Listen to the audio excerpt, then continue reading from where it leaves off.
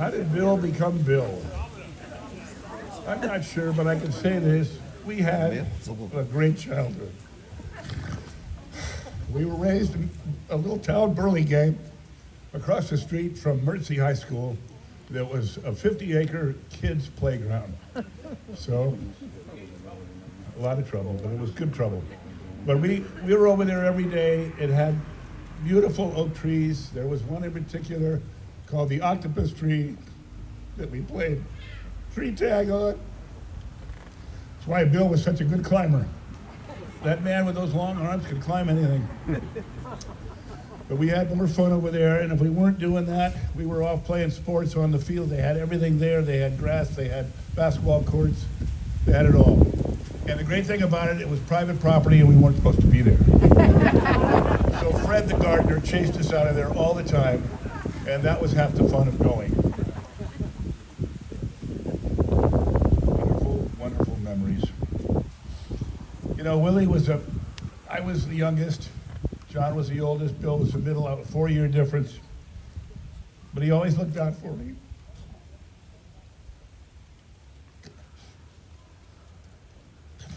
I'm sorry. Oh. He never hit me, he never bullied me. He was just my big brother.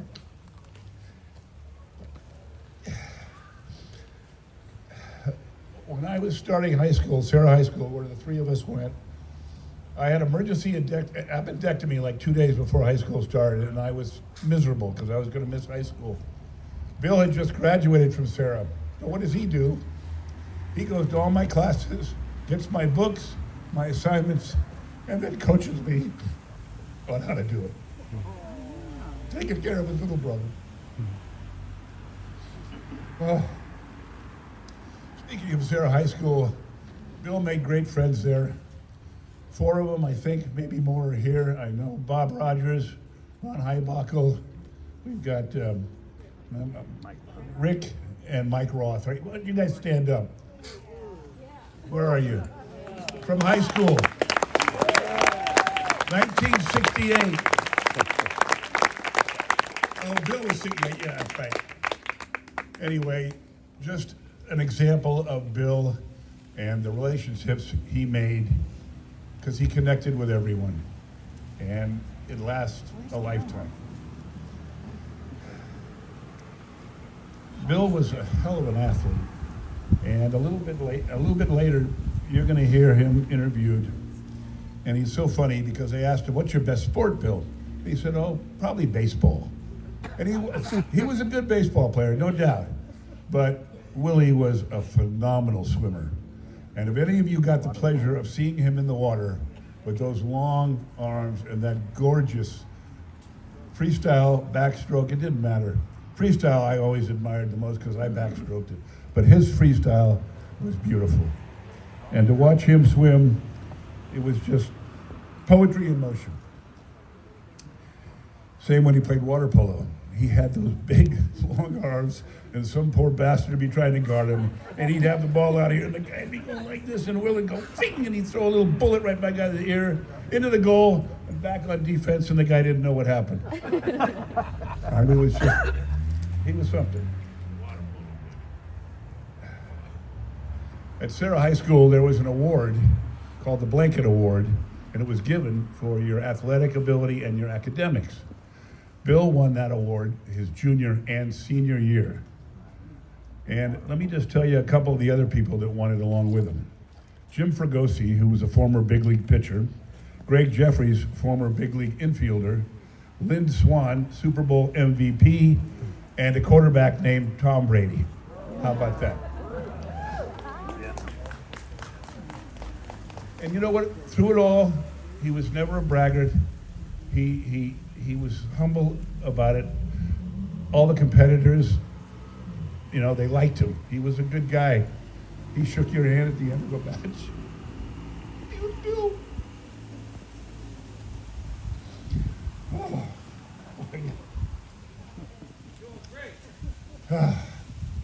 Willie went on to college. He was an All-American swimmer and an All-American water polo player. He could have tried out for the Olympics, but by that time, I think he was weary of it all, and he wanted to move on in life, and he did. He got into carpentry. He studied hard, became a contractor, built a very successful business, and he was my man whenever I had a project to do around the house. That poor guy, I built decks, redid my kitchen, bathroom, and every time, Bill, how do you do this? Bill, I don't know how to get out of this. And he was always there, always helping me, always encouraging me, teaching me. And what more can you ask of a friend and a brother? He was Bill.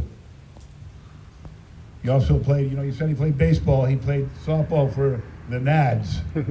So when you sat in the stands, you said, "Go Nads!" And I think we have some Nads here today, and this goes back 40-some years. Let's see, Kurt Campbell, I know you're here. My brother John, Deli. Bill used to play first base, and Deli was always his most challenging guy because Deli played third base. Brian Delahunty. He played shortstop for us, and shortstop or third base. And Deli is a hell of an athlete, but once in a while that arm of his would get a little wild. And poor Bill, with that stretch of his, he made you look good, dude. Gotta love you, Bill.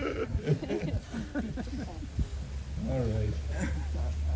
Oh yes, I have in the early '80s, our parents owned a condo over in Maui, in Kihei, and so Bill and Karen and Sally and I went over there, and it was our first trip to Hawaii. And early '80s, we were just kids, and so we got there and we're all excited. Bill and I are like, we got to go snorkel, and we got to go play golf, and we got to do this, we got to do that. So he and I took off, went out this road down past McKenna Beach, and got out in the middle of nowhere. There was a lava bed out there, and we left everything in the car and went out across that lava bed, and we got to this beautiful little rainbow beach. And it was just gorgeous, and it was calm and perfect place to drop in to go snorkeling. So we get in the water and off we go, no plan. Well, we're out there like 2 hours snorkeling, just, this is the best, this is the best. Well, we turn around and look back in at the beach 2 hours later. The tide has come in, there is no beach. There's waves just crashing on the lava rocks. We're screwed. So, I'm like, Bill, what are we going to do? And Bill's like, well, let's see. So he starts studying these waves, like Papillon out there. And he studies these waves, and he says, okay, I think after this wave breaks, I'm going to swim in. So sure enough, he goes in, obviously strong swimmer, climbs up on the lava rocks, and then he coaches me in. And I got in eventually, but I got a little beat up more than he did. So then we're sitting there, and of course, we don't have any sandals. So he says, you stay here, I'll go get your sandals from the car and bring them back. And he did that. Aww. And he walked across that goddamn lava field barefoot. That's Bill. Love. The other thing he and I used to do, which was really cool, was we used to play racquetball once a week. We'd meet before work at 6 a.m. and just pound the hell out of each other playing racquetball. Great workout, wonderful fun. And we did that for years. And about, at one point, one of us was having shoulder problems. So we said, I can't play anymore. And we said, well, we don't want to do that. This is too great of a thing for us. So we said, well, let's start playing left-handed. So we did. And I tell you, we look like a couple of spastics out there for like 3 weeks. But then we started to get kind of good at it. And I think we did it for 4 or 5 months. And we were pretty damn good by the end of that. And then the shoulder was better, we went right hand. There you go. I'm winding down here. Growing up, as I said, we had a great childhood. We had that whole beautiful Mercy. We had the Russian River. We had, Lake Pillsbury that our father introduced us to, and Lake Pillsbury has become, a special place, truly a special place, with so many memories, with so many, just everything great. And we've had some tragedy too, but there's been much more wonderfulness than badness. And we have our boys' hike we do every year, where a group of men go out and cry like babies for 2 or 3 hours. It's changing all their thoughts of life, and it's really a cool thing. And Bill was a big part of that. In fact, he was the best part of that.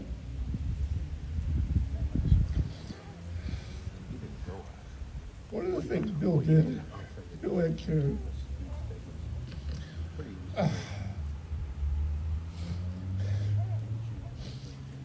When my dad was nearing the end of his life, he was in a nursing home, and he was miserable. So Bill made a decision with Karen to take my dad in, full care. So the three of us went down and got my dad from San Diego. We drove him up here, and he moved in with you. And he was so happy. Those 6 months, he was so gracious, so appreciative of Bill and Karen to, you're taking full care of someone, and they did it. And my dad died peacefully and happy. And I am so thankful for your mom and dad for doing that, Lisa. It was such a beautiful act of love. And again, what is Bill? Love. Bill and I loved traveling. We loved reading books. We shared authors. We had, trips we took. We shared. We were hoping to do a trip to Palermo someday, to where he was born, and unfortunately that didn't happen. But Bill was pretty funny. Even weeks before he passed, he, on my bucket list, we got to buy a new car. I got to get an electric car. I want to put solar in the house. He still had that spirit of life, and it wasn't going anywhere. And God love him. Such a spirit. I have a few more stories I'll share a little later. I want to just say that, obviously, I'm very sad losing Bill. He was my brother, my best friend. We had a connection that's hard to find in life.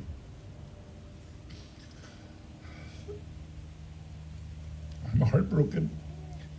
We'll never be able to share time with him, share my day, sip a gin and tonic, and laugh about life.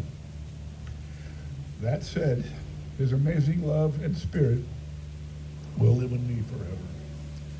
I am so thankful for the 68 years that I was able to be a part of his beautiful journey. I know he would not want us to grieve too much. He would want us to look forward and love. And that, before I move on, there's two people I would like to acknowledge.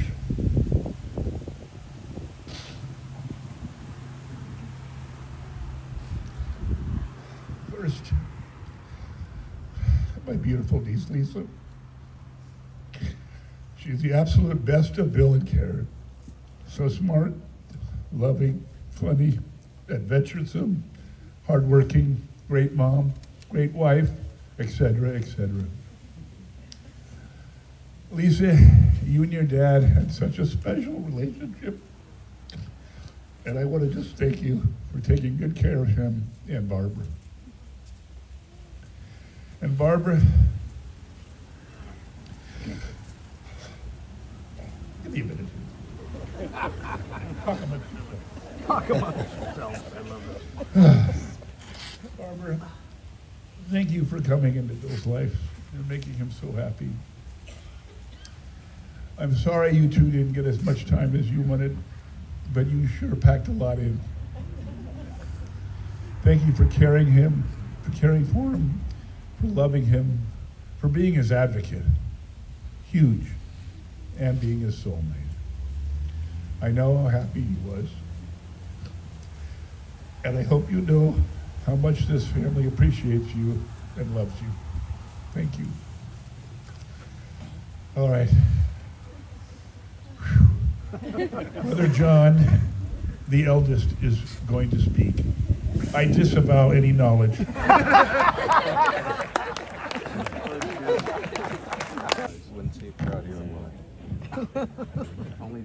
I'm old. All right. I got to tell you about Willie and I. From the time we were 3, 4, 5 years old, we got in trouble. We rode our bikes on the street, and Mom would scream and yell at us, "Get out of the street, get out of the street." I gotta speak into it. You can hear me in the back without it. I First love time it you've a ever little louder. Gotta ham it up. Anyway, from an early age, Bill was my best friend. And water was our medium. He got me confused now.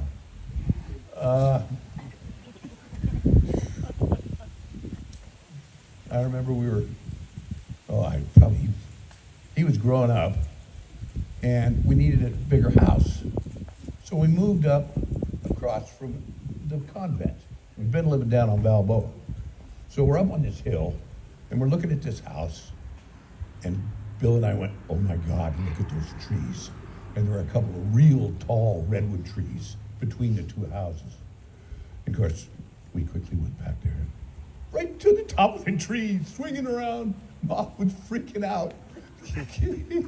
And we climbed, remember the oak tree in the backyard? We climbed that a lot. And also the one up in the, yeah. Oh my God. And then when we vacationed in Laguna Beach for several years when we were in the 1210. Before the river, yeah. And we got into body surfing, Bill and I, and we loved it. And like I say, we're just little kids.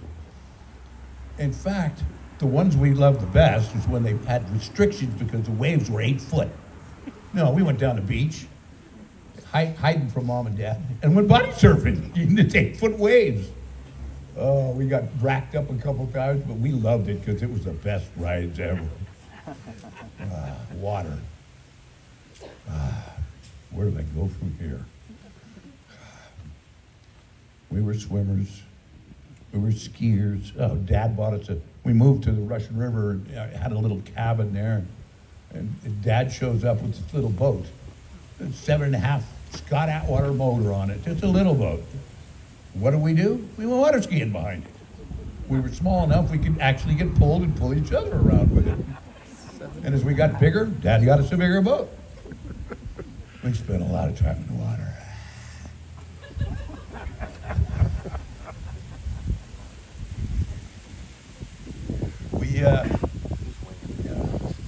Well, he already brought it up. He and I were both all-American swimmers in high school, and him in college. I didn't do that when I went to college. But we were natural. We were just natural. I remember as a mom sent me to go get swimming lessons. And as soon as I got in the water, I just went underwater and bubbled the girls. I was about 4. I have no idea. I'm not even sure I want to know. Clarification. No. We were the water slobs. Open the floodgate. Oh, God, there's more stories. Oh, and it comes up with Barbara here. In the year 2000, Bill says, "You want to go kayaking with me?" And I went, "Kayaking? Sure, why not?" So we go and we take this double and we put it in right in that park at the Golden Gate Park. And we came down all around the city and then went by, which we call Phone Park. You know, the Giants baseball stadium, Phone Park. It was AT&T and Southern Bell and God knows what else, but we just called it Phone Park. Anyway, we paddled there, and as we were coming back, the waves were getting bigger and scarier, and we got about halfway back, and I said, "Bill, I gotta get one of these. These are awesome." Yeah, we paddled back, put the boat on, and went home. And within a month, I had a kayak and started kayaking 3 times a week. Loved it, and did that for 15 years. That was year 2000, yeah, and I was about done. I had a medical problem from smoking cigarettes. And so I went and, what was I going to that? Kayaking. I bought it when my lovely wife and I decided to separate. We sold the house and I bought a boat, a big boat, 40 foot. Yeah. Land the plane down. Thank you. Anyway, Bill and I did a lot of kayaking together. In fact, we were just talking stories of kayaking that we've done with people here. And we had so much fun. Bill was just he was my best friend my whole life. I mean, Karen and watching you guys grow up and all our do you remember when we went to Bodega Bay and all the kids in the hot tub? Oh my God, I'll never forget that. Bill and Dad and Mom and the whole family. We had an awesome family. It was just awesome. Oh, we were so lucky. We were so fortunate. And the whole family is still that way. I mean, my kids, grandkids, all the kids and grandkids, it's just amazing. Mom and Dad were the best leaders. And the brothers were the best mates. We were very, very fortunate. And that's how Bill met Barbara. I mean, you know, your mom, they loved each other madly. And when your mom passed, Bill had been working with Barbara. And I had actually spent time around with them. And when they got together, I thought, that is cool. Bill's got a mate. That's a wonderful thing, a wonderful thing. All right, well, that's pretty much all I've talked out my 5 minutes. I love you all. I wish I weren't so old. Yeah. There is a huge crowd today, and that says a lot about the guy that we're here to talk about today. You know, I saw this picture of Bill over here, and I just thought, you know, he was always the guy. He's the tall, handsome man with a white coat and hat, and Miami Vice, right? I mean, he is just, you know, a big, tall, good-looking guy. You always looked up to him, you know, figuratively and of course, you know, and. Bill, in addition to being so full of love, was also one of the most optimistic guys that I've ever met. I think that may have come through in that video we just watched. He was a guy that he could step up into an impossible situation and just pull it off and be very sincere and wow.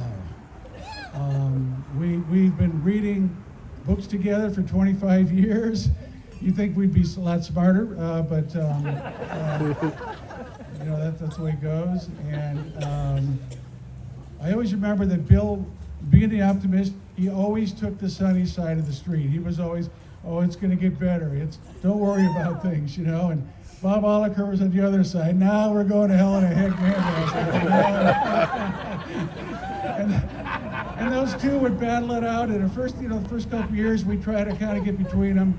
And after a while, we just sat back and said, yeah, this is great. Go at it, you guys. But anyhow, I had planned to write a song for Bill, but I just couldn't get the music to work with it. So I've got half that. I got a poem. It's fairly short, so if you'll just stay with me, here it goes. I would tell you the title, but it would give the whole thing away, so I won't do that. Okay, so here we go. When Bill checked out from the Earth Hotel not so very long ago, he found himself on a well-worn trail through a landscape all aglow. That's a pretty good start, isn't it? All right. And he heard a voice inside his head. It seemed familiar, one he knew. The voice said, "Stop a minute, Bill. Close your eyes. Think this through. The reason that you know my voice is because I've been with you since your birth. I'm your conscience, your spirit that you created. So take my advice for what it's worth. You may think that heaven's a place, but it's not. You create your own heaven, as you may not know. Heaven's kind of like life, but a whole lot better. So embrace your dreams. Let your juices flow." Then Bill had a question. "Can I bring up my van?" And the voice in his head said, "Why, of course you can. But before you do that, why not just try to find something you drive, but also can fly.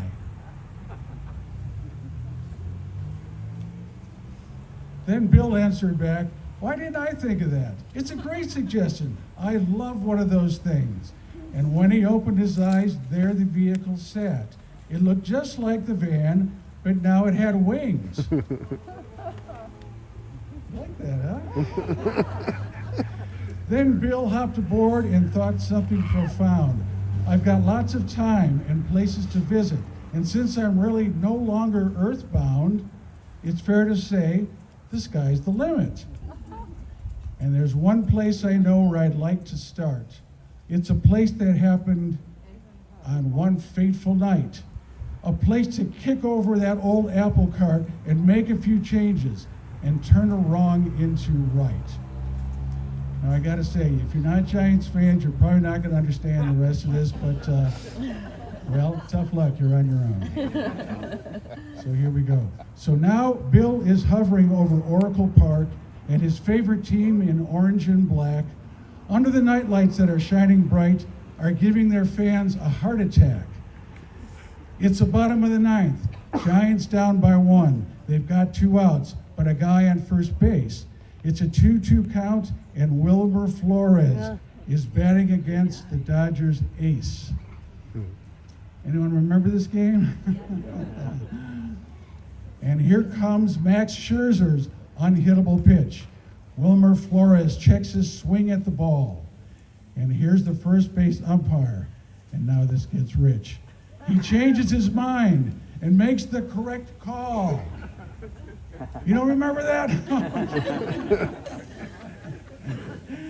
And now here's the next pitch. It's right on its mark, but Flores still hits it. What a beautiful arc. And as the ball splashes into the bay, a mighty shout rises. We beat LA!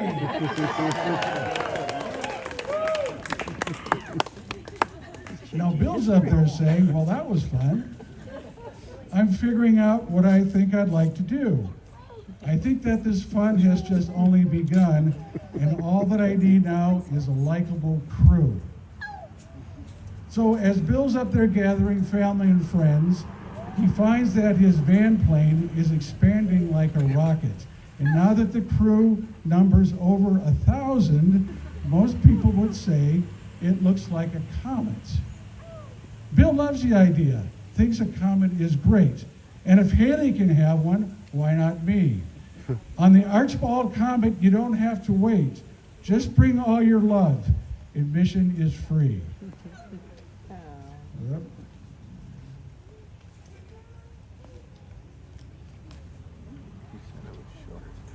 Save the best part for last year, so here we go. And Bill's message to the loved ones he's left behind is, I'm waiting for you here. I'll be easy to find. I'll be behind the wheel of the Archbold comet, and some magic day, we'll all be on it. Thank you. Thank you. I did walk in partway through Jim's talk, so if I cover some of the same things he said, just give me this and I'll shut it down. Getting here late was a little frustration with the family. We're trying to, because Thanksgiving is coming up and it's one of the holidays that Bill really loved, Jimmy always has a big gathering for the immediate family down in San Diego. And I'm literally leaving, after this service today to head down south and, get a head start on the Thanksgiving weekend. And at the same time, we have friends staying at our place, and I have daughters that came in from the East Coast, and we're trying to get the house ready for the friends and picking up a daughter on the way. And as a result, we're running behind. And I'm starting to get a little uptight because that's just my nature. I mean, it's just, it was, difficult to get here, and I'm thinking, what would Bill do? And a couple of people have already said it. Bill never got uptight. He was just so smooth and so easygoing, and it's been said. So rather than yell at my daughters and my wife like I normally would, I just kind of sat there and took the blame, because they all kept saying, Dad, it's your fault, Dad, it's your fault, and they were right.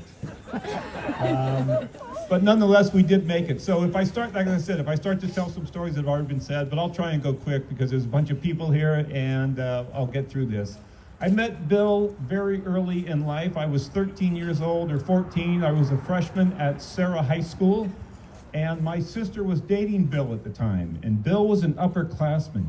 And she would hand me little love notes, or I assume they were love notes, and say, "Can you give this to Bill Archbold?" I didn't know who he was at the time, and I'm like in my first week at Sarah, and I'd walk up to, I'd find out, and they'd say, he's the big tall guy there, and that's how I met Bill, literally, as a freshman at Sarah High School. And I'd hand him these notes, and he'd get a smile on his face. And me being a frosh or freshman, he had every right to say, "Well, thank you, you move along, little boy." But he was always gracious and cordial, and little did I know I'd spend the next 55 years of my life having him as part of my family.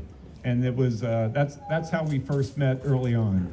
I think Jim probably covered, and John certainly did, Bill's swimming attributes and the athlete he was in the water. Did you touch on his softball ability by any chance?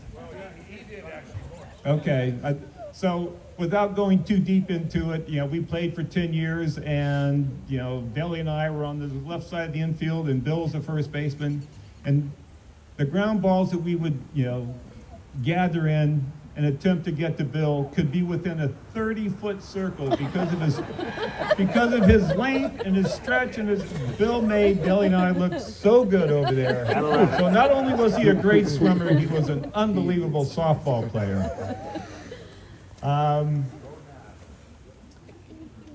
Throughout the years, as most of you know, Bill was sort of a jack of all trades. He could build anything. He could build a car, he could build a plane that was talked about. The guy was amazing. And if he didn't know how to do it, he'd just start taking it apart and figure it out. He had that kind of, mind. As a general contractor, he could put anything together. And as a result, the village idiot that I am, as I started to do once I got married and got a house and started to do projects, I didn't know a white wire from a black wire if I was going to try and put a plug in or what have you. So Bill was my go-to. I'd call him for anything. And I did that for ever. Never stopped, even up until a year ago.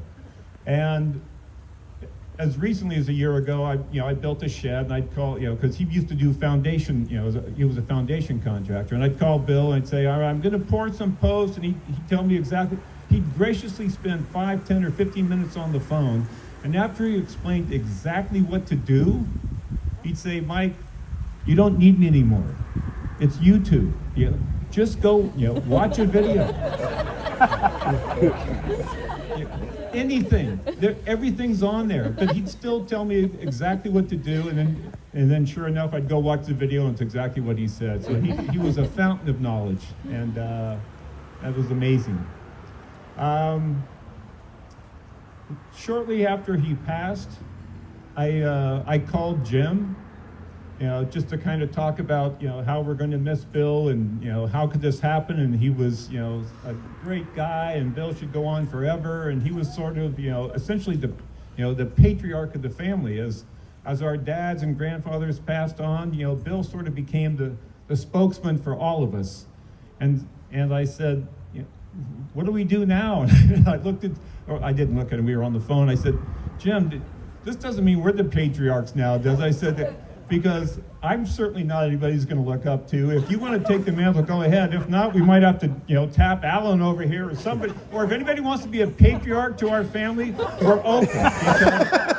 Apply now. Lisa will be the patriarch. Yeah, there you go. Rachel.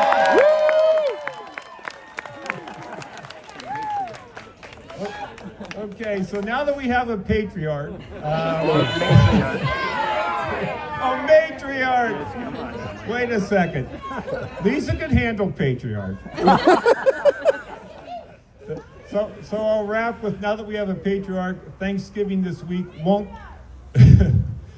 Thanksgiving this week will not be a disappointment. Some of you saw Bill earlier in this video give a toast, and as I say, as we all gather at Jimmy's house later this week, on Thanksgiving, there was anywhere from 30 to 50 of us at a sit-down dinner at Jimmy's house. He has a really long, skinny house, but it can fit a table, and we all sit on all sides of it. And everybody tries to be charming and witty, and when it comes to toast and Happy Thanksgiving and Jimmy, thank you for putting this on and whatever. But I never felt the gathering was complete until Bill got up and spoke, because while we're all trying to be funny and witty, he was just genuine, and he stood up every Thanksgiving and he told everybody how lucky he was to be part of our lives, and we're thinking the same thing towards Bill. And he was just so sincere, and everybody was quiet.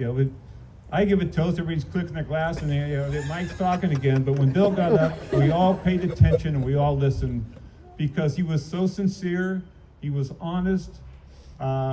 He could, quiet a room and give a message where we all just felt glad to be in his presence. So, in his memory, Lisa, you'll have a tall order giving the Bill Archbold toast this year. So here's to Bill. Here's a gin and tonic. We wish him well. In health. To follow all of this amazing, heartfelt testimonial to this incredible human being. I'll do my best. In celebration of a life well lived and well loved. Those sparkling, penetrating, bright blue eyes invited you into a soul called Bill Archbold. I often called him Brother Bill. I never had a big brother, and I couldn't imagine a more loving, warm, and wonderful human being than Bill.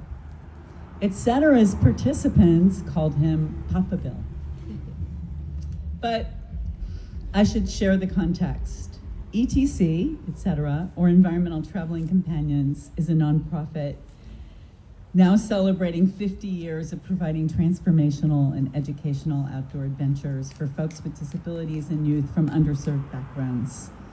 It's where Bill and Barbara met, but that's her story to share.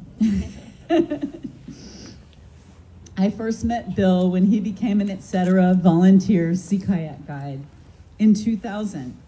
Wow, 22 years ago, hard to believe. It was in 2021 that Bill volunteered that year 52 days in 1 year, which was amazing, with our incredible participants. And of course, that year he earned Volunteer of the Year award.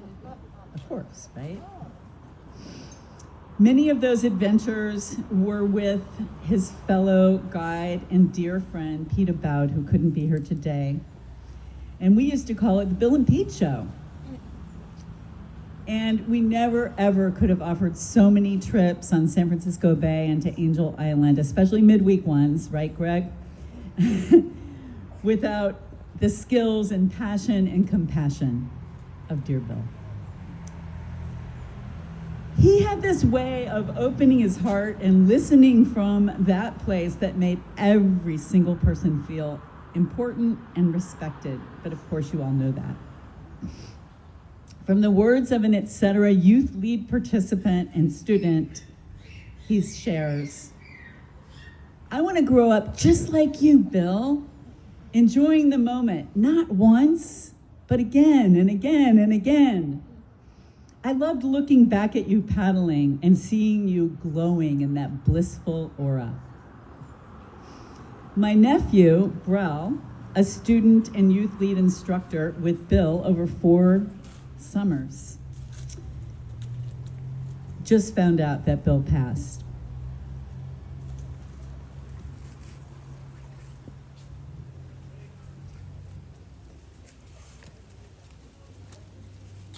I asked him to share a few reflections, and he wrote, "Bill always brought a loving calm to every group he led. He knew how to step into the role of elder for youth in a way that modeled kindness, authenticity, and wisdom. He was a role model for me and for so many who were lucky enough to paddle with him and spend time with him. I personally loved paddling with Bill, not just on etc. trips, but on San Francisco Bay, on Tamales Bay, Ajamawi, the coast, so many amazing places. I remember one day Bill heard that there was a gray whale on Tamales Bay, and he called me and he said, "Hey, there's a gray whale on the bay." And we got in our vehicle separate places and we met at Nick's Cove, and sure enough, within 10 minutes, we saw this incredibly magnificent creature. That's the kind of magic that you had with Bill. I remember the time when there was a huge fire on Angel Island. And Bill called me the next morning and he said, "Do you think our tree survived?" And I called the superintendent of Angel Island and I asked special permission for Bill and I to paddle over to check and see if our special live oak tree had survived. I named that tree the Malcolm tree after Malcolm Margolin, a wonderful and wise author of The Ohlone Way, who shared many stories with our participants by that tree. The superintendent sighed and he was like, "You named a tree Malcolm on the island?" And then he said, "Go ahead, but there's still some smoldering fire on the island, so be careful and don't you dare tell anybody I gave you permission." So we paddled over, and on the way over in Raccoon Strait, we saw 2 deer swimming in Raccoon Strait, heading from Angel Island over to the greener pastures of Tiburon at that point. And we hiked up a steep hill and went past many small burns still smoldering. And when we got to the tree, a couple of its limbs were ashen, but the rest of the tree was whole and healthy. And we climbed up the tree, several of its limbs, and we thanked the angels, and we thanked Angel Island for protecting that special tree. We paddled back, relieved and joyous. Wow, what a special adventure to share with Brother Bill. So many adventures, so much friendship, so much love. You couldn't ask for a more kindred adventurer and friend than Bill, right? So in closing, I would like to share a poem by David White called Friendship. Friendship transcends disappearance. An enduring friendship goes on after death. The exchange only transmuted by absence. The relationship advancing and maturing in a silent, internal, conversational way, even if one half of the bond has passed on. But no matter the medicinal virtues of being a true friend or sustaining a long, close relationship with another, the ultimate touchstone of friendship is not improvement, neither of the other or of the self. The ultimate touchstone is witness, the privilege of having been seen by someone and the equal privilege of being granted the sight of the essence of another, to have walked with them and to have believed in them, and sometimes just to have accompanied them for however brief a span on a journey impossible to accomplish alone. Bill, you will be dearly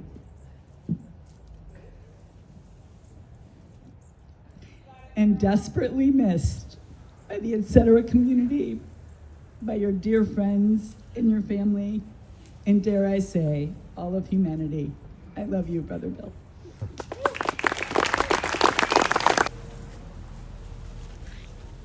Hi, everyone. Hey, Lisa. So I was lucky enough to have a last conversation with Bill the morning he passed away. It's not going to be easy to get through, I can tell already. And you could tell he was near the end. And I told him I was going to miss him. And in perfect Bill style, he said, "I'm not going anywhere." And he died 5 hours later. But I really feel his presence today, and I think he was really right that he's really not gone anywhere. And he's right here. He'll always be right here. And that was an amazing moment. So I went home that night, and I wrote Bill a goodbye letter that I'd like to share with you.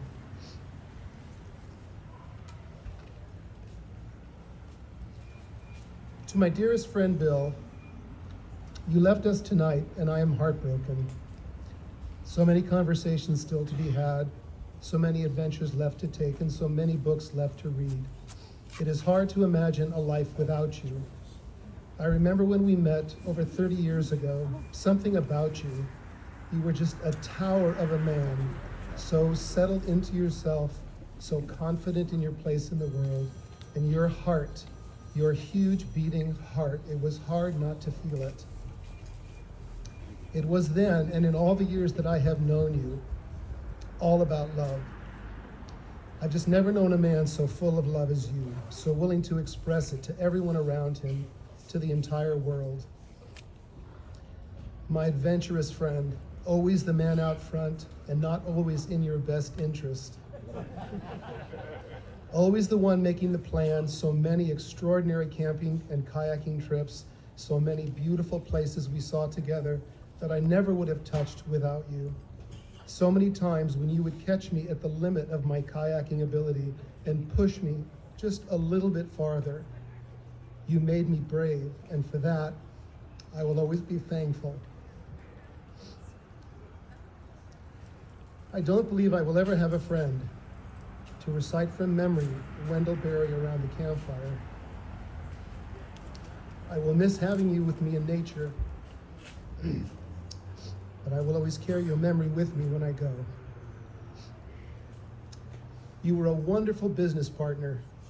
We had so much fun being co-owners of Pool Miser, traveling around the country, going to trade shows, watching our little company level the waters of the world. What an unexpected treat getting to know you as a businessman, feeling your integrity in everything we did, being frustrated as hell that you would offer warranty service years after we had sold the product. But knowing there was nothing I could do to stop you. It was simply your nature to be helpful, and our customers knew it. You are forever immortalized in the Pool Miser website, and I will go there often to hear you speak, just to hear your voice. So check it out, poolmiser.com. He is there. You have always been my greatest adversary in book group. For 27 years, we would meet every month to read a book and talk about what it meant to us. And almost always, you trying to convince us in the inherent goodness of humankind, that love is the answer, that love would guide us to a better place. And me pushing back in my cynical way and arguing how petty and insufferable human beings could be. Lawyer. Guilty as charged. Bill, you never once bought my argument, a lover until the end, but I will tell you, Bill, if anyone could have changed the world with love, it would have been you. And for that thought and that idea that you placed in my head, I am eternally grateful. My dearest friend, the world was changed because you were here. And I have been changed because I was lucky enough to know you. I learned tonight that you passed away. It seems impossible that there could actually be a tomorrow without you in it, but I know that there will be. And those tomorrows will be filled with wonderful memories of you, always strong and invincible, pushing through the waves in Tamales, forever and always, our captain.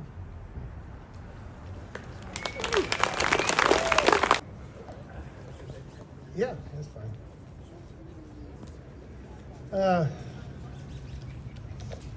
I'll be quick, which is unusual.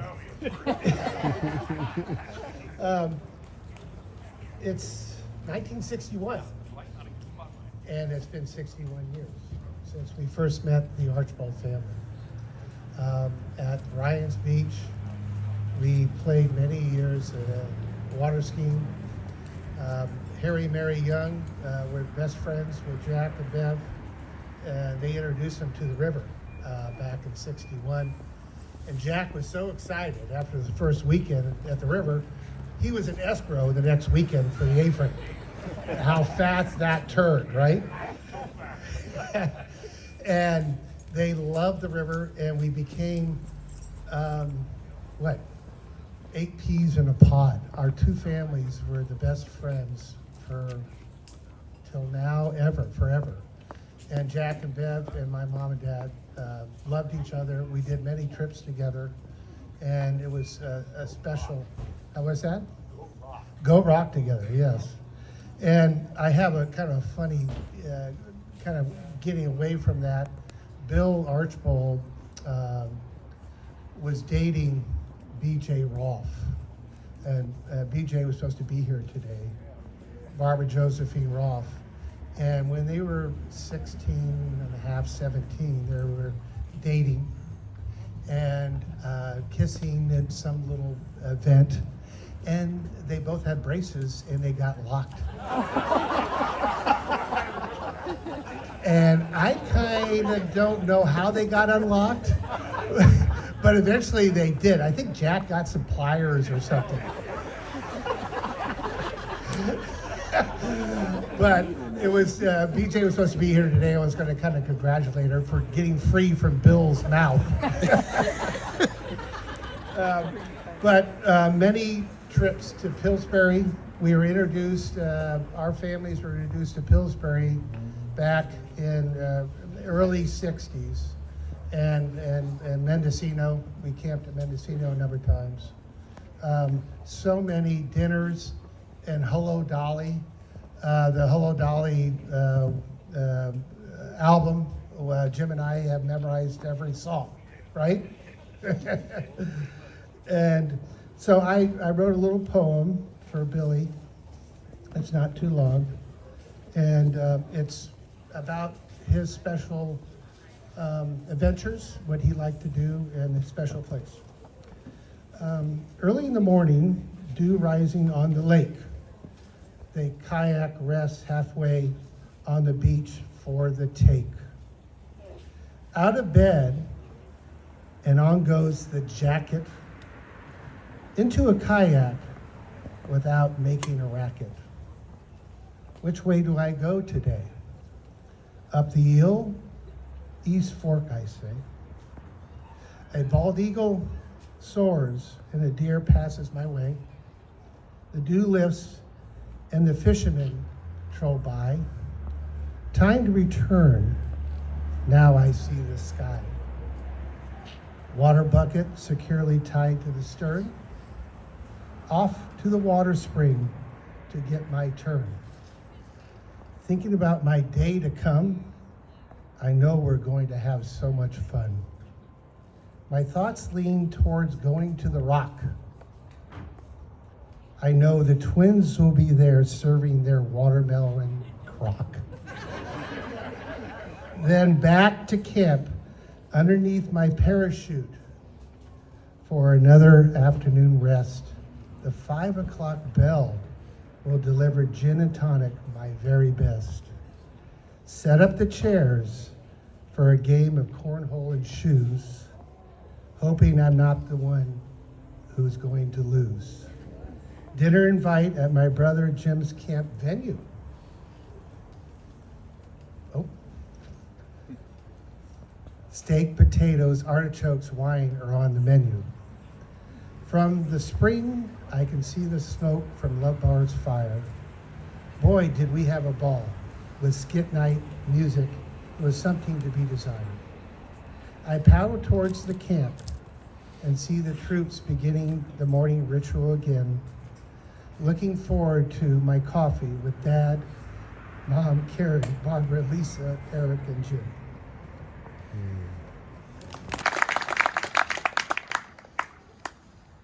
Knew Uncle Pootie was a poet.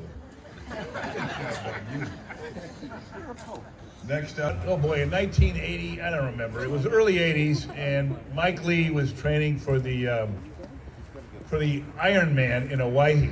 And so he convinces Bill and I that we should do a mini triathlon. So, you know, we were young and good shape, so we said, sure. And the mini triathlon, nobody's ever done it, like a mile swim, 25-mile bike ride, 6-mile run. So you can't just get off the couch and do it. You got to do a little bit of training. So Bill and I trained like dogs. Mike, obviously, he was training for the much bigger one. So we go to this thing. Well, of course, the start, I don't know if you've ever done any of these things, but a triathlon, when you start, you run into the water. And there's like 300, 400 of you. It's a cluster. It's just horrible. You get in the water. Of course, Bill gets in the water. Adios amigo. He's out in front. So he goes out, does the mile swim. Mike and I are back in the pack. He gets out of the water. He said, you know, I don't know, second, third, fourth place, whatever. He's the guy. But the problem is, Bill's not a bike rider and he's not a runner. So he spends the rest of the time being passed. Everybody going by him. So you know, we finished the thing. It was great. You know, I was like, Bill, we got to do this again. He goes, there's no way I'm doing that again. He goes, I got out of the water and all I did is watch people go by. So that was the first and last triathlon Bill ever did. We would have made a great team if we'd done a, you know, one guy swim, one guy bike, one guy run. But they weren't doing that back in those days. So anyway, there's another Bill story for you. Sometimes it's hard to know why we come and why we go.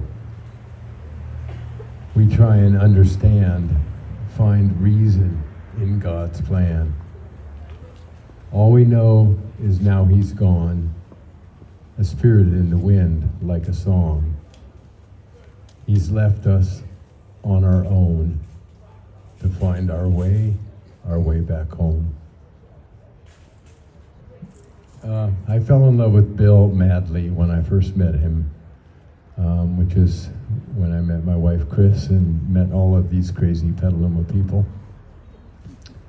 And when Chris and I were married in 1996, my kayaking brother-in-law and sister gave us 2 kayaks for a wedding present.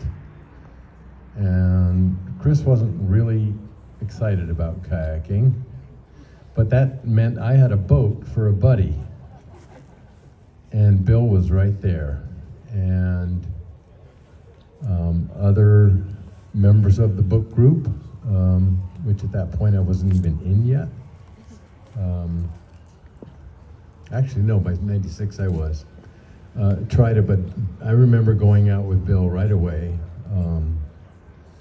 because he was the new love of my life, and we both fell in love with kayaking. And my memories of Bill are so tied up with all the adventures, mostly around kayaking, but just around, you know, life and living and loving. And we started the Full Moon Paddles on the Petaluma River together. We started the yearly Ajamawi kayak camping trip that we all love so much.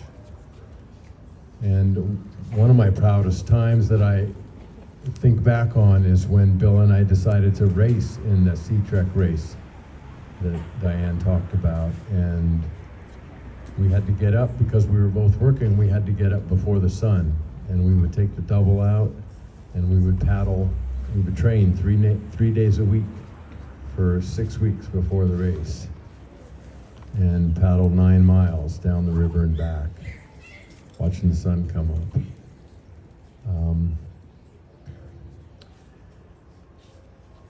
And so even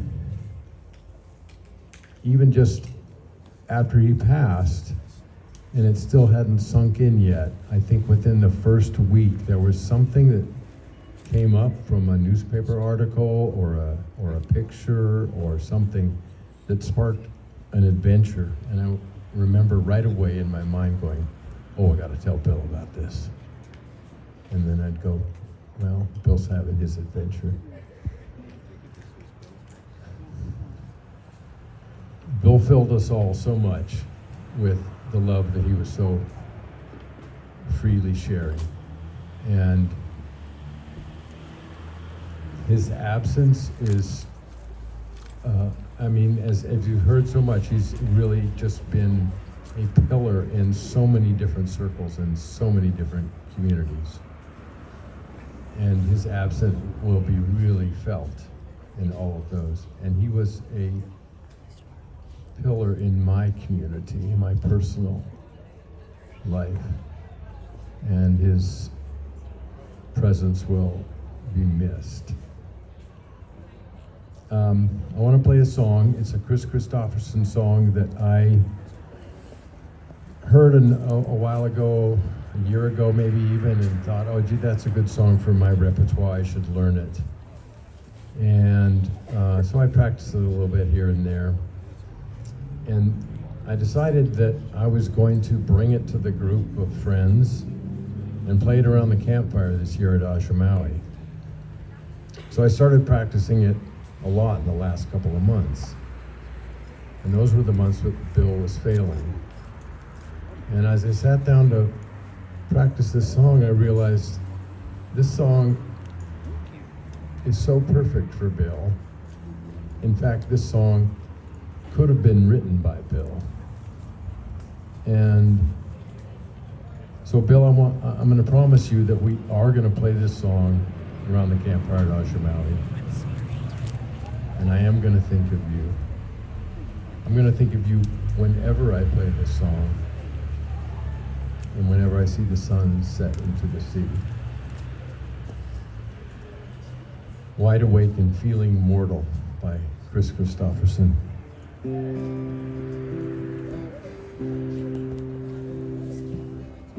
Wide awake and feeling mortal at this moment in the dream. That old man there in the mirror,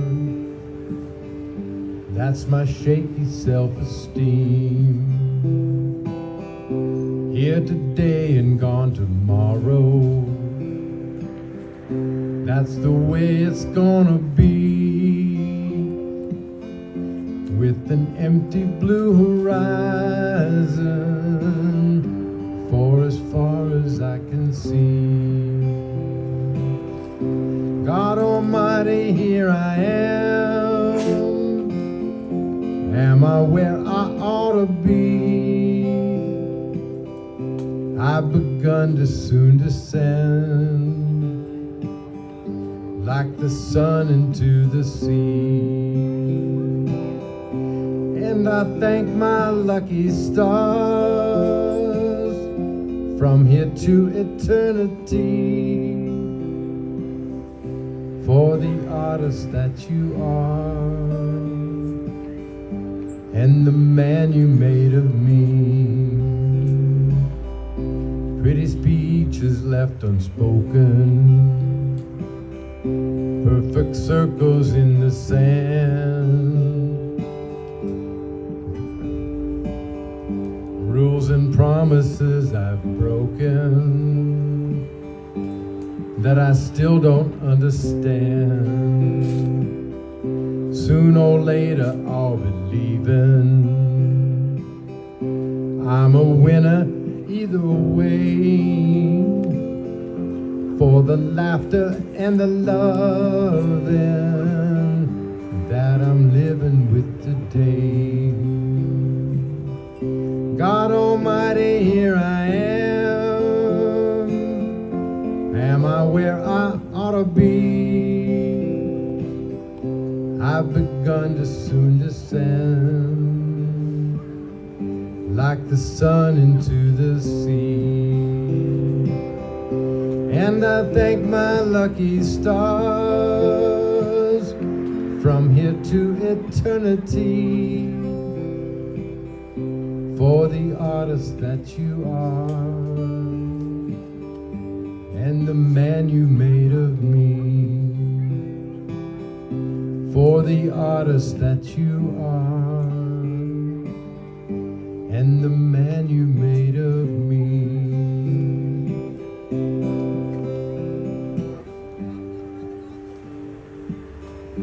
And and the man you've made of me. And that was one fine man. Testing 1, 2, 3. What do you want to say? Well, I really liked him, and I wish he was still here. I liked our hot tub time a lot, because I'm sure he's still in heaven, in a hot tub drinking his gin and tonic, and having a great time. I just wish I could spend it with him. And I am still happy that he's still with us here in our hearts. And, well, that's all.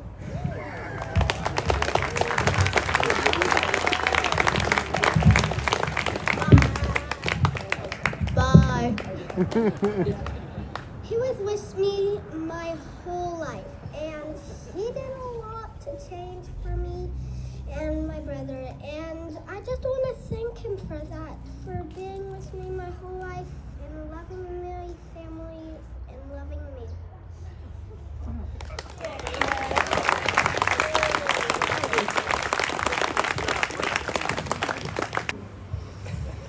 I really have spent the last 4 weeks, I guess, kind of trying to think of what I'm gonna say, and didn't end up writing anything down.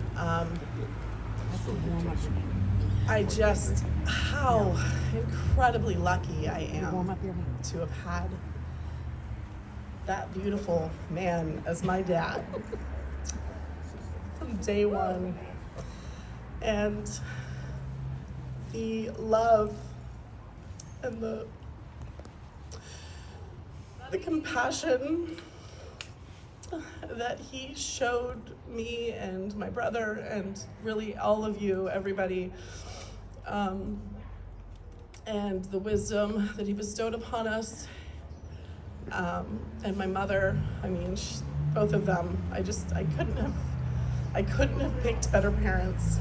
It sucks that they left so early, but you know, they made the most incredible impact. And they shared so much love. And, you know, my dad, he had this calm, quiet confidence about him that has been unmatched. He could make you feel like the only person in a room. He just gave the best hugs you could ever receive. He made me feel loved every single day. I've always considered myself a daddy's girl. He coached me in softball. He was there for every single game of mine. I take after him so much, and I'm so glad that I do. Down to the clumsy knocking the milk over. You know, tripping, you know, all that stuff. But the toes, oh my God, we have the same feet. That's okay though. He was the first person to teach me that parents are human, and they make mistakes. And he also taught me how to own up to the mistakes that you make and how to forgive. And for that, I'm forever grateful.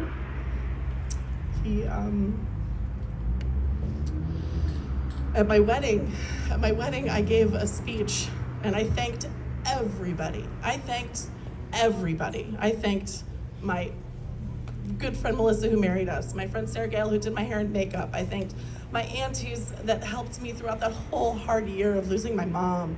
I thanked Arch for providing the space. I thanked everybody except for my father, who footed the bill and just provided so much love and support for me. And that night I went home and I, fell asleep, and I woke up at like 3 a.m, just like, oh my God, how did I forget to thank him? Like, oh my God. And the next morning I called him, or I went over there, and I just said, Dad, I'm so sorry. I totally left you out of my speech. I can't believe I did that, you know? And he just said, Lisa, I know how much you love me. I know how much you're grateful, and you don't need to make a public speech about it. Like, it doesn't need to be said. And, you know, that's just so him. He doesn't need the accolades. He doesn't need that. He was just an incredible person, and I just feel so lucky that my kids got to spend the time that they did and to be affected as they were. We got to spend so much time. I mean, we all lived at that beautiful house across the street together, and he built, you know, he really made it into this lovely place. And I'm so grateful for everything that he gifted to me. So, on that note, I did write down a poem. This is not, I didn't write this up. I didn't write it up. This is by Wendell Berry. This is my father's favorite poem. So I'm going to read it for you.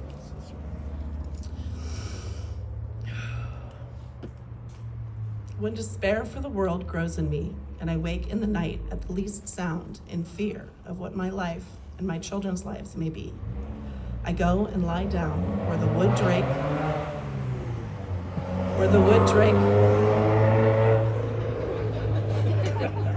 I go and lie down where the wood drake rests in his beauty on the water, and the great heron feeds. I come into the peace of wild things, who do not tax their lives with the forethought of grief. I come into the presence of still water, and I feel above me the day-blind stars, waiting with their light for a time. I rest in the grace of the world, and am free. And he is free.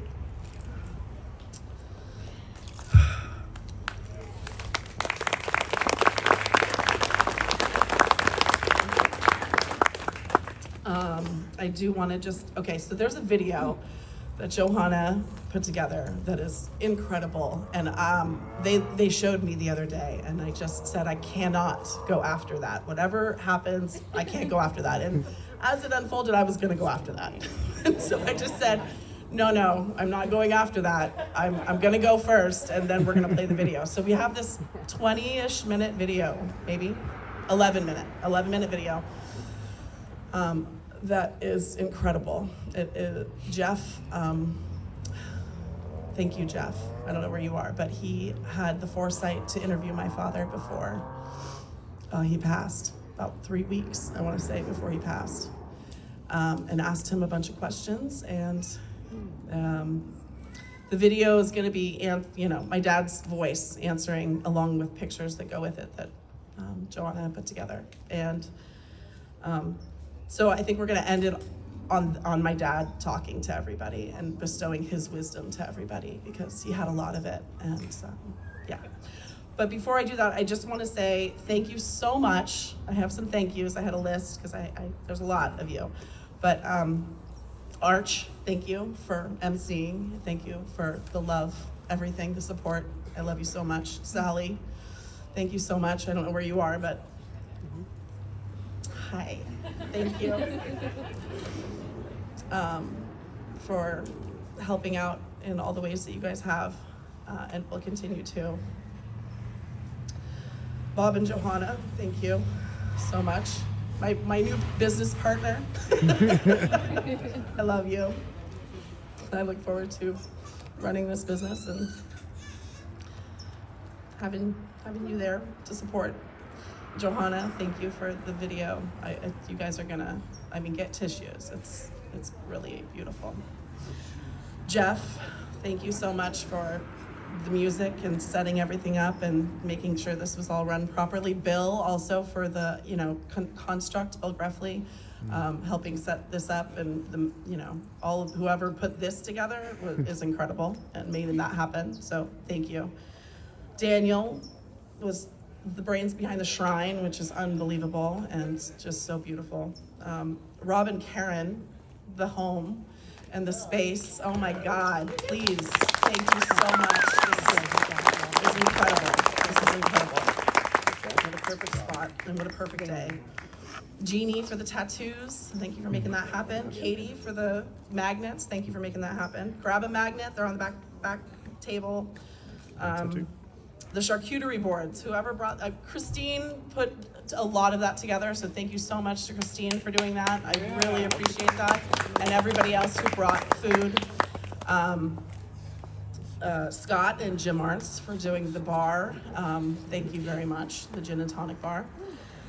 And Missy as well, helped out a lot with the food, and Lauren for some of the sweet desserts.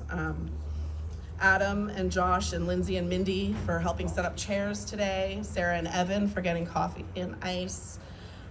Mary for the tattoo, just the idea behind it and for doing that. And Jen and Joel for the flowers. They're beautiful. They're so beautiful. You did such a great job. And for the pamphlets as well. And then last but certainly not least, to Barbara.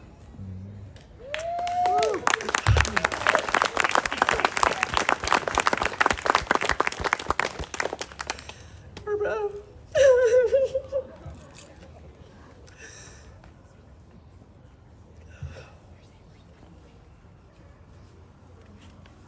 Oh man. You came into my life at a pretty difficult time. And I wasn't sure. But I'm so thankful to have you. And for my dad to have had these last 9 years with you has been the greatest gift. I was worried about him. I was worried how he would go on without my mom, and I know he struggled and continued to, have, obviously miss my mom tremendously, but you were such a beautiful light in his life and provided so much love for him and so much adventure. I mean, you really were interested in a lot of the same things he was, and so for the last 9 years of his life, for him to be able to adventure and fall in love and just experience the beauty that you showed to him, I will never, ever stop being grateful to you for that. And for the love that you give to me and my family. I mean, you are just such an incredible human being, and your family. I just feel so blessed to have step siblings, and I love you all. I'm so glad you're here. And I just feel very blessed. I have the best family and the best friends, and my parents really taught me how to do it. So thank you all. Never a doubt. I love him and everybody else. He was just one of the most rare and wonderful human beings, and as we all know, a full-hearted, overflowing love warrior. He taught me so much about living, and he continued to teach me about dying bravely and still living. Bill regularly so full of enthusiasm and exuberance. It meant he had a lot of favorite things. And those favorite things constantly shifted, usually to the most recent experience. So be it a meal or a movie, a hike, a paddle, anything, the one he had last night was the best one in the world ever. And so the song we're gonna do, Bill's Paddle Song, was based on one of his favorites 22 years ago. We adapted this 22 years ago for his 50th birthday. I miss him, I love him, I thank him. In his full life, Bill was always brave and always bold. Pure Archbold. Now as soon as I get this music stand not blowing away.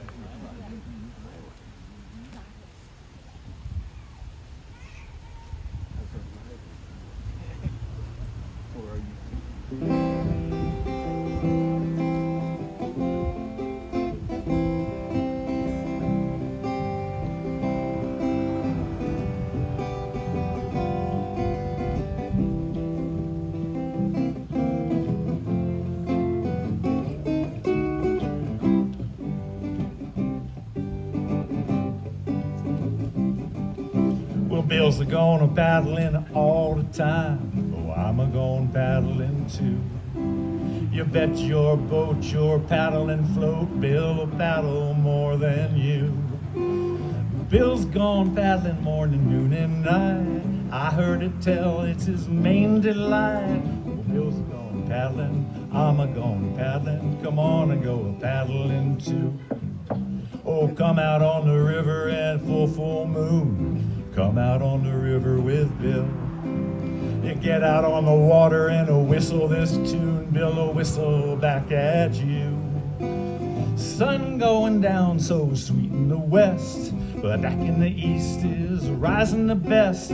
Boats are full of moonin', yaks are full of moonin'. Come on, full moonin' too. Well, Bill flips over once in a while. Well, I flip over too. I could do that too.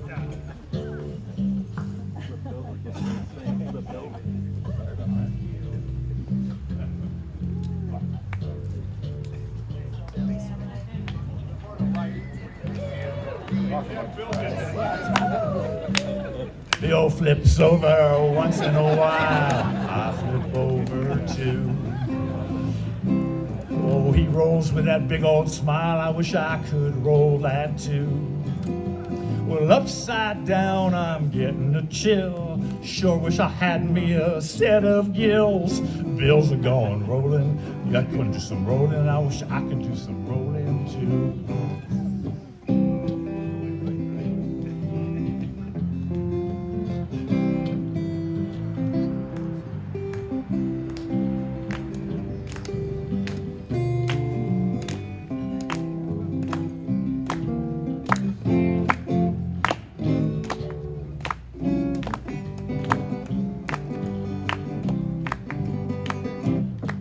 Well, Bill's a real man, he likes to wear a skirt, and I'm a real man too. Bill's a real man, he really likes to flirt with whales and seals and you.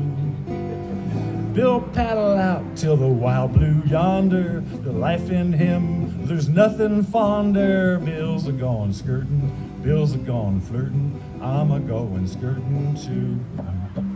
Daniel likes the river and the lagoon. Bill likes anything blue. I like tamales any old time, you know, any water's true. Oh, Bill likes the ocean vast and deep, but when it's kicking up, it gives me the creeps. Bill's into the water, oh, I'm into the water, come on into the water too.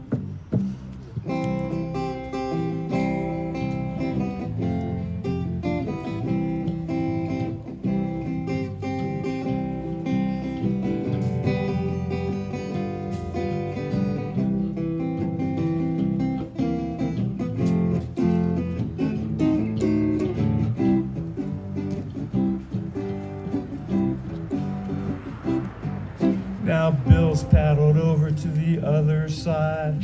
I'm paddling lonesome foam. Bill paddled out on a changing tide. Love currents took him home. Betcha Bill's paddling over on the other side. No denying he's had a good ride. I betcha Bill will keep on paddling. I'll keep on a-paddling. Let's all keep on a-paddling too. I'm sure he's doing what he oughta while we're just treading water. Life's currents have taken him home. Love's currents, dear Bill, be home. I miss him and we love him. And I'm honored to play with him. He's my own director. 50+ years. Am the fortunate human to be one of Bill Archbold's nephews. And that's really the side of Bill I want to share with you and reflect for you. As I have stepped into Uncledom about 10 years ago. Archie's running around here somewhere. Bill was the best uncle. He was the best uncle. I'm sure he was the best at like a bunch of things and a bunch of relationships, but he was such a great uncle. And I don't have any memories of him being anything other than deeply loving and heart-centered with me. And a story came to mind as I was thinking about what I wanted to say today. And I was about 14, and I was with Michael and Peter Airhorn. If you're in the crowd, raise your hand so I know where you are. Yep. So you might remember 14, it was the first summer we knew how to water ski on a single ski. And Bill let us take the boat, just the three of us. So it was like one early morning, we went complete other side of the lake, and we were trading off skiing, and we just, it was like we were drunk on freedom, and we just started horsing around a bunch, and we were cursing incredibly loudly because there was no adults around to hear us. And it's like early morning on a lake, and I don't know if you've been around water, but when it's cold, the sound carries really, really well. So we're just having the best time for a few hours, and we finish up, and we drive the boat back, and we park it. We're so excited, we're getting off the boat, and Bill walks up, and he's like, and we walk over, and he laid into us, but in like the most loving way. It just was really clear, like that's not how we operate when we're running a boat and when we're making sure we're all careful and safe.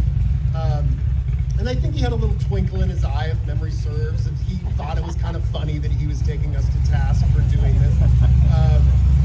But it was just memories like that. Like he was always there. He was always present. He was always there with a beautiful smile and a dimple and a twinkle in his eye, and he just loved everyone so, so much. And as I continue learning what it means to be an uncle in this world, I constantly reference Bill and memories of him and ways he was with me. And there's something else I was going to share. What was it? I know. If you'll join me in just closing your eyes for a moment and just picture Bill's face and that smile and that love, and bring to mind any memories you have of times where he really had his attention on you, and he was asking you about your life and what was happening, and he was deeply curious. There was not a bone in his body that was anything other than fully genuine. And just soak that in for a moment, and just offer your gratitude to the universe that we were lucky enough to have Bill Archbold in our lives. Thank you. I had something, I was gonna read it, and after hearing everybody talk, I just wanted to talk about Bill. I'm so happy to be here with everyone, and you can see how much love he brought to the world and how lucky we are to have all had him in our lives. I never thought my mom would get remarried. She's very independent. She's a very strong person. I'm so lucky to have Barbara as Babs as my mom, and I just never saw her getting married. I knew it would have to be somebody pretty special. So when Bill came along, I knew that was the one. And the love that they shared was something undeniable and so strong. And I was so touched to see how happy Bill made my mom, and to see that love that they shared. After Bill suffered such a terrible tragedy, and the family did too, losing Karen, seeing that Bill could still love is, now after I got to know him, I could really tell that that's who he is. The love is always there, it always goes on. There's no moment when he wasn't radiating love to everybody around him.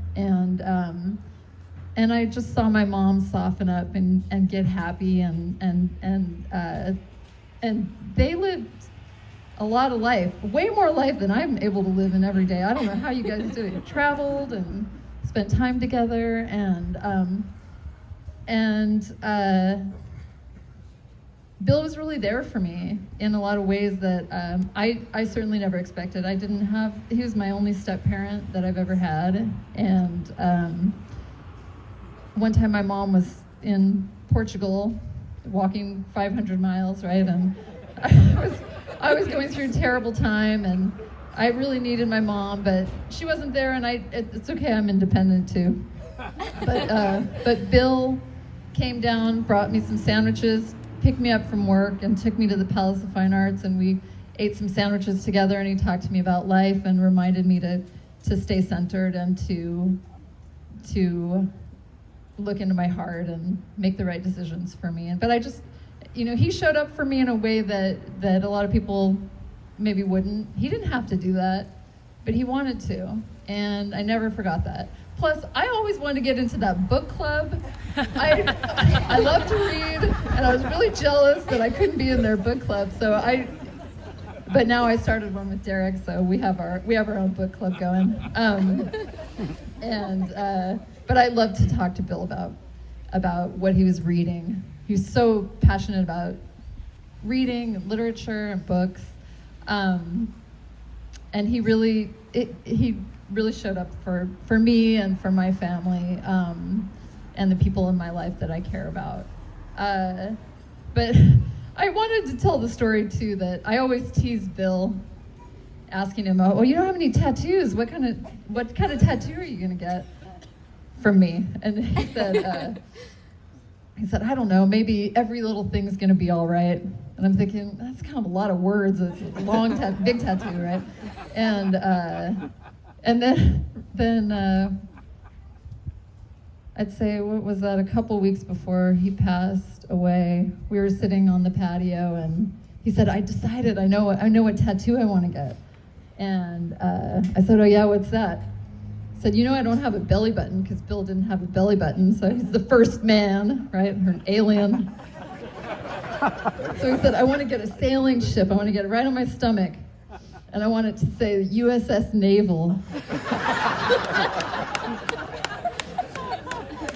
And I said, "Well, let's put a life preserver right there where your belly button would be. Then you get a belly button. It's perfect."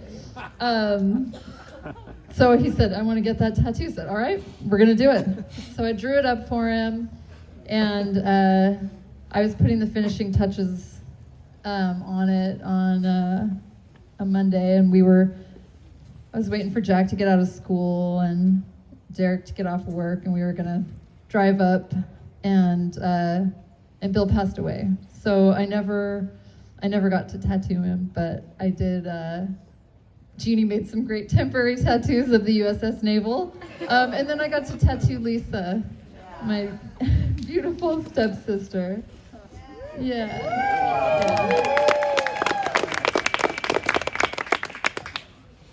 So I'm just so grateful for all of you wonderful people and the current of love and kindness that runs through you all, and that is activated immediately when anybody talks about Bill. Yeah. So thank you, and thanks, Mom, for bringing Bill into our lives too, and love you guys. I want to thank everybody who contributed to making this event so magical, and Bill would love every single minute of it.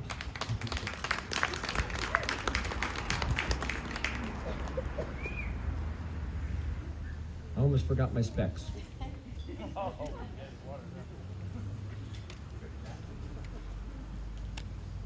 And before I go on, I want you all to know I'm trying to maintain my composure.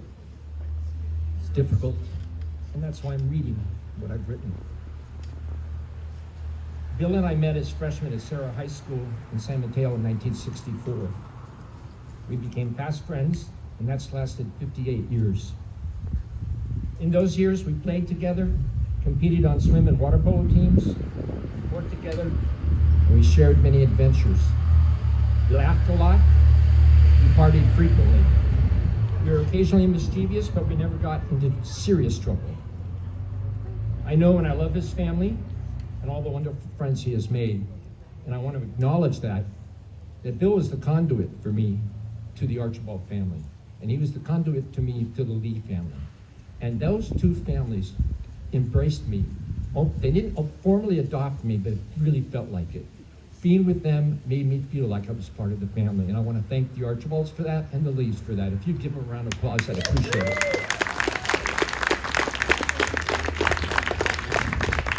One thing I want to emphasize as well, I was really proud to be Bill's friend, despite the numerous times he beat me in swimming. He was a great role model, and I'm forever grateful for the lessons he taught me. I guess it's fair to say Bill's impact helped shape me, and for that, I'm very grateful. And I like to think he'd feel the same way about me. In lieu of sharing more stories, I want to emphasize how I loved Bill's spirit. That word has come up several times from several people. Love and gratitude, absolutely for sure. He was a great man of stellar character, and I loved him dearly. I will continue feeling this way forever. I don't want to say I loved Bill. I want to say I love Bill. Just because he's not on the planet doesn't mean he's gone. Because he's in here, and he's in here. And all the memories and all the things that he did for me and with me to help shape me. He was my brother. Now I'm going to try. I'm going to sing a little bit. I'm going to try. Oddly enough, or ironically enough, I'm going to sing a Bee Gees song. Not in the Staying Alive type, but their first album was really terrific. And one of the reasons why it was really terrific because of a song that they sung called To Love Somebody. So I would like to sing just part of it. And I'm just going to do it a cappella. I play guitar, but I didn't want to deal with my right and left hand today. So, bear with me. There's a light, a certain kind of light that never shone on me. And I want my life to be lived with you, lived with you. And there's a way, everybody say, to do each and every little thing. But what does it bring if I ain't got you, ain't got you? You don't know what it's like. You don't know what it's like to love somebody the way I love you. No, you don't know what it's like. You don't know what it's like to love somebody the way I love you. To love somebody the way I love Bill. Thank you.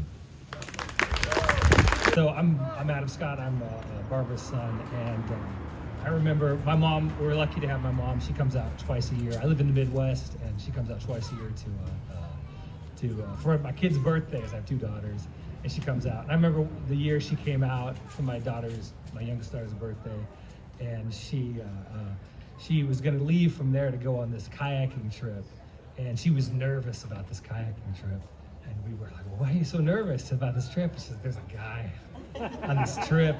I'm going to see this guy. And it was really amazing because I think like my sister said, he was, my mom is independent and has had boyfriends that got on her nerves, and this guy was different. And we said, who is this guy? Bill is this guy. And really from there, we saw my mom fall in love, and that's just beautiful to see your parent fall in love, and it really was special. And we don't live very close to here, and it's a big thing to come out to visit, and Bill did it. Bill would get on two planes and come out to visit us, and he was, I think what it is, he clearly had lots of friends and lots of family and so much love around him, but there was more to give, and he played this role of grandfather to my daughters, and they loved him, and they would climb on him, and he would be the end of the day tired, and they would be like all over his head, and he just was wonderful. It was really lovely, and he was great to cook for, because you'd say, Bill, what do you want to eat? And he'd say, well, I love seafood. Anything I see, I eat. So, he was just and he would wash the dishes afterwards. He was just a great guy, and I just really love that I had him in my life. And I think when we found out about the cancer, there was the wedding after that was just this beautiful moment, because it wasn't about loss or the fear or anything bad. It was about a celebration. In this moment, it was a hard moment. It was about celebration of love, and I think that was really what I found really touching about Bill. I did write a poem for him, so I'm gonna just read the poem, and that's it. It's a man of your size for Bill. Anybody could see you were big. It was there in your towering frame, your large hands, your size 12 Uggs. Yet to meet you, even just once, was to experience your expansive warmth, your shining eyes, your broad smile, the boom of your laugh. Ah, but to know you was to share with you your huge appetite for life. Kayaking on the bay, a cold gin and tonic, a well-loved book, a lovely meal, a deep conversation, a moment in the woods by the fire. But we, the truly blessed, are those lucky enough to be stitched into life's tapestry alongside you. We came to know the enormity of you, your kindness, your friendship, your loyalty, your gratitude, your love. For a man of your size, what can we do? What can we do to fill the void that you have left? Thank you. Hi. Wow, it's me. I'm the problem. It's me. Yeah, we're singing a cappella. We're singing a cappella. This is a song that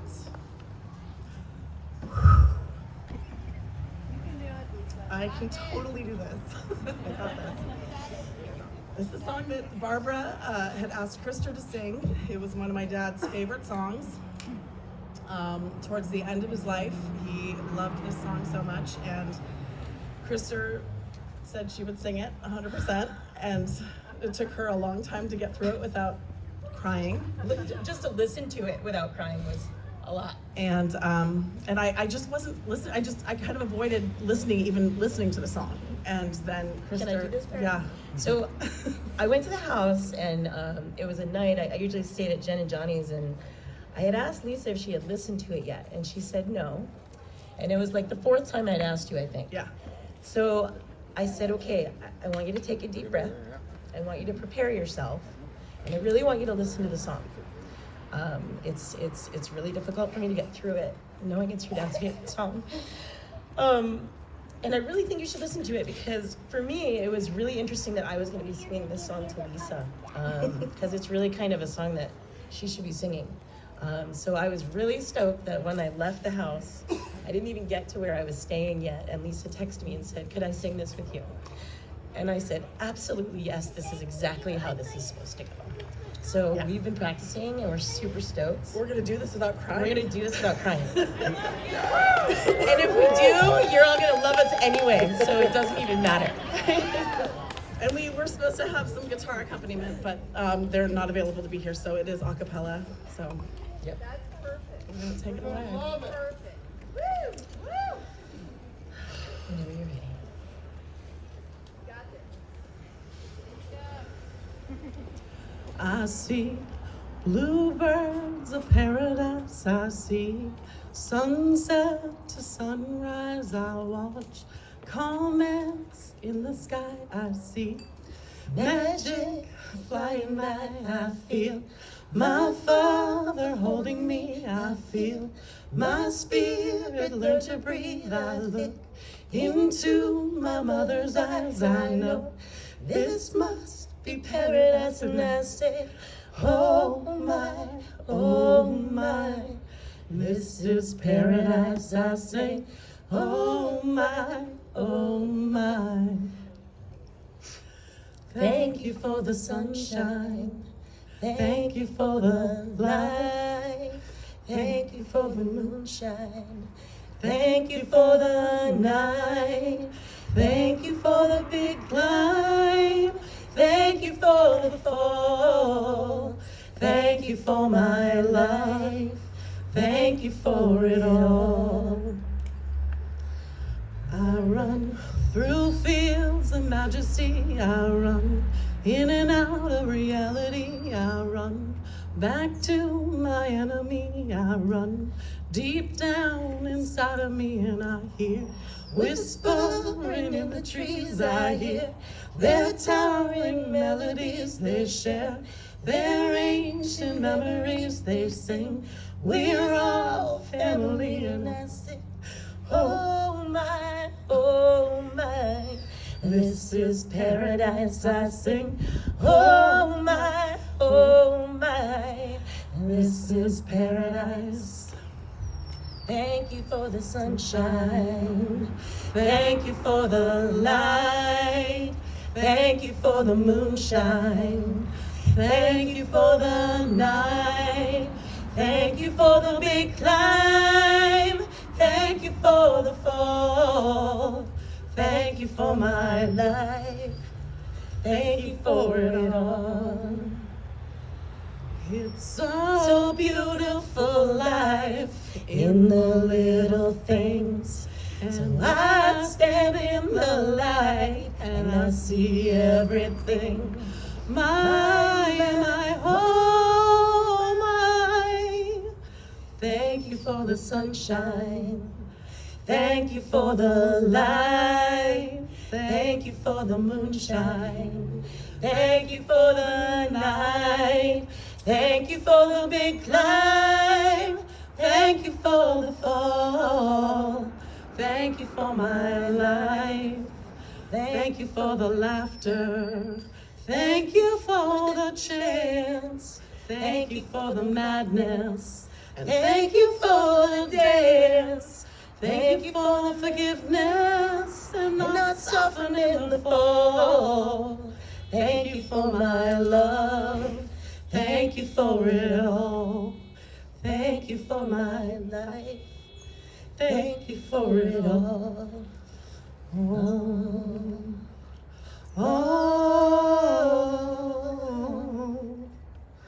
Thank you for it all.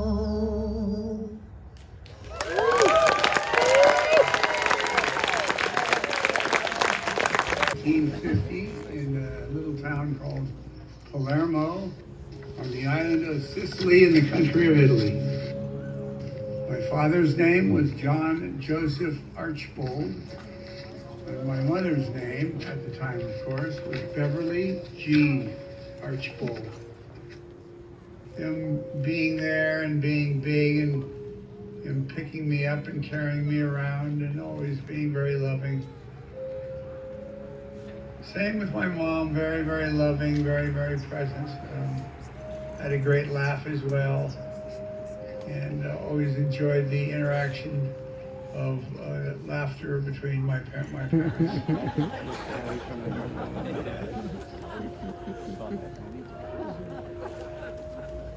Well, I had an older brother, John, and a younger brother, Jim. Fond memories of my younger brother coming along. We all shared our parents, of course, and we all shared bedrooms early on. And it was all boys, of course, as you can imagine. It was very boisterous, very physical. I consider myself very gifted from an early age in that I had good kinesthetic sense. I could play baseball very well. I could hit a ball a long way, and I could run fast, and I could catch anything that came near me. And the same went for other sports as well. I could catch a football, could get anywhere near my body, pull it in, and then run with it.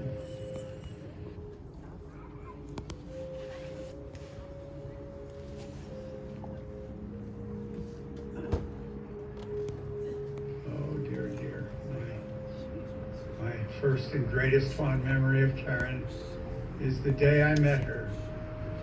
And I looked into her eyes and into her face and just knew that I was home.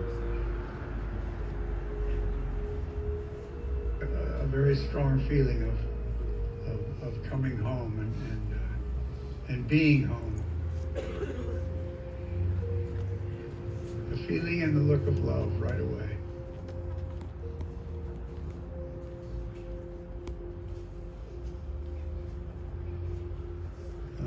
My son, my firstborn is Eric.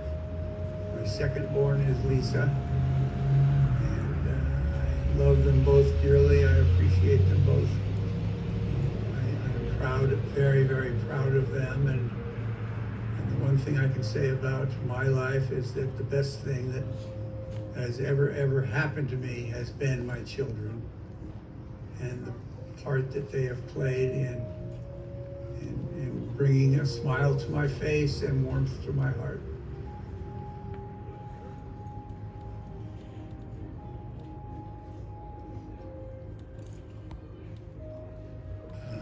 Lou is my firstborn grandchild, and my secondborn is Renlee, who gets her name from my deceased wife, Karen. The care and being the Wren, and Lee being Karen Lee's last name when I married her. So Wren Lee. They bring warmth to my heart and a smile to my face. They are full of energy and full of love, and I just appreciate the hell out of them.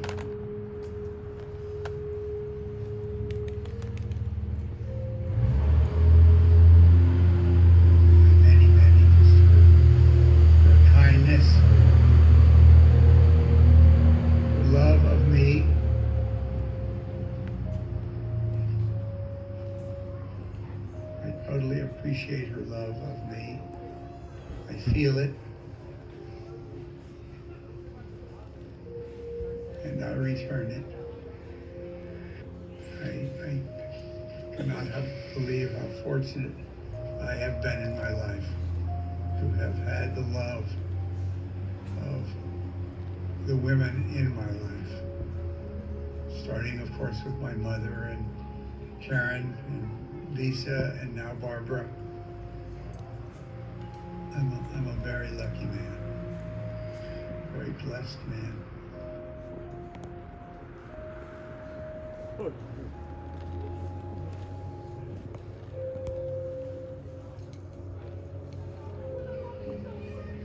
Again, another of the wonderments of my life that bring joy to my heart constantly. Great memories have come from book group, great friendships, great respect for men of the same ilk that I am.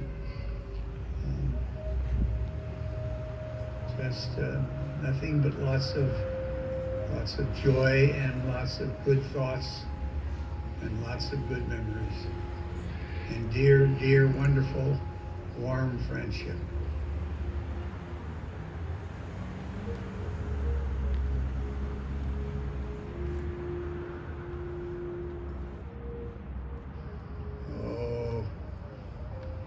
Many journeys with Barbara to foreign countries, and with Barbara to get to know her amazing and loving family and enjoying all of that.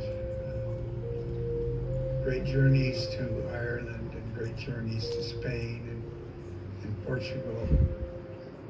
And, so many great journeys. Of course, Alaska too. Oh, that was a great trip of a lifetime, Jeff. I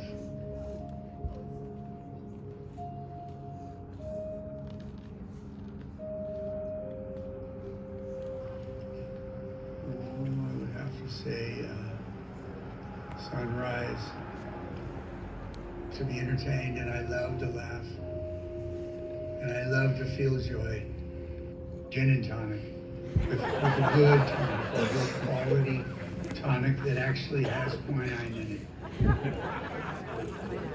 Water, being on water, the joy that water brings, the movement that it enhances, the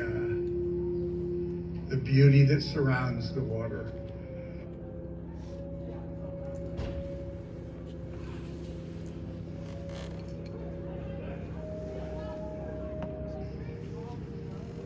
The most important things in life are friends and family and good feelings of love and respect and gratitude. Those are the best things in life. Friends and family. Oh, Jim Salmon. Given the opportunity, don't miss out on either of them. And they are offered. Friends are offered all the way through your life, and family is simply an opportunity that is given to you early on and then is offered again and again.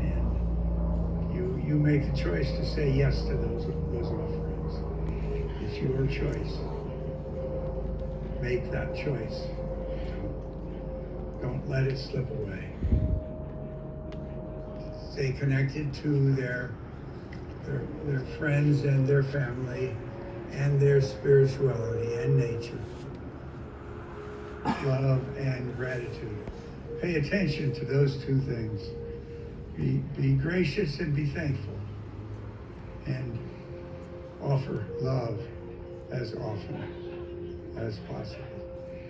Don't be selfish. Don't be lost in yourself. Be lost in the needs of others. To realize that you do have friends, and to realize what they want from you, and be free to offer that. Give of yourself to those that offer your friendship.